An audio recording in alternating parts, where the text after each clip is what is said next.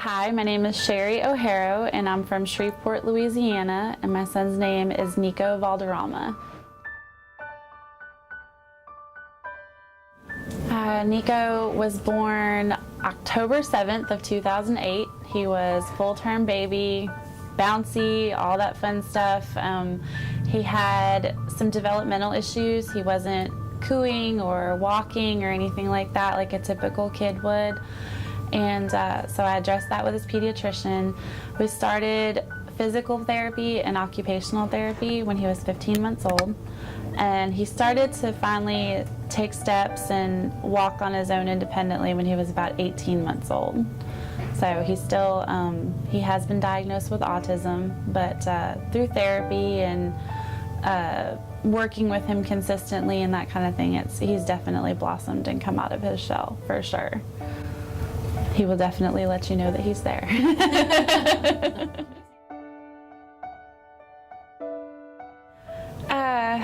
Nico's 7 now. In 2010, he fell into our family pool and nearly drowned. So we have gone through, we spent 7.5 weeks in the hospital, basically trying to piece his life back together. He came out of the hospital not being able to sit up or eat. He had a feeding tube. He's had to relearn every single thing that every one of us takes for granted every day. So we've had a lot of support from the kids clinic.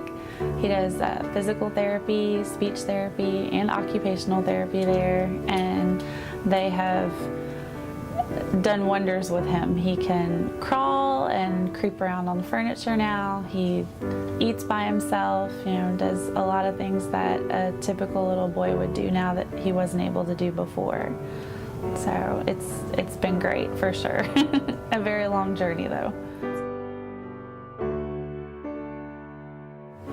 I think that Nico's favorite thing to do at the kids clinic is to ride the adaptive tricycle that they had him on the other day. He's done it several times and gone up through several steps of the way, from a small tricycle to a bigger kid bike, and they're very positive, and the therapists at the kids clinic know just how to push him and encourage him to do things that he normally wouldn't be able to do, to push him that much further so that he can move on to something bigger and better.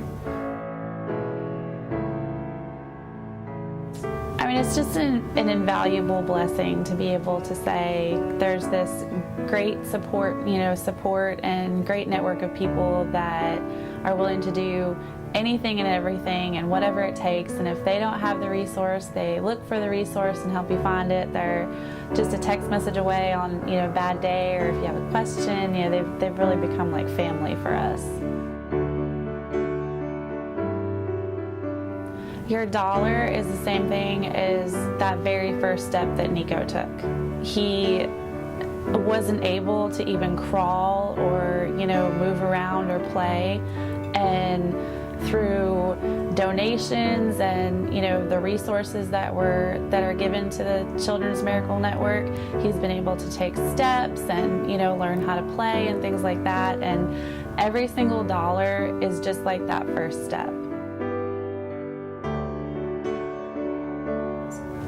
Because without Children's Miracle Network, I honestly, don't know where Nico would be at as far as, what his quality of life would be. There are so many people that just give you empty promises. We'll be there for you, or, we can offer this or we can offer that. And really, they're just in it for the money. They're not in it for seeing your child take that first step, or being able to play, or being able to eat when they couldn't eat, or just being glad for that smile. They're there every single step of the way, and they never give up. And that's the kind of support that we need, because as a mom, there is no option to give up, and you really need someone backing you like that. And it's the greatest feeling ever.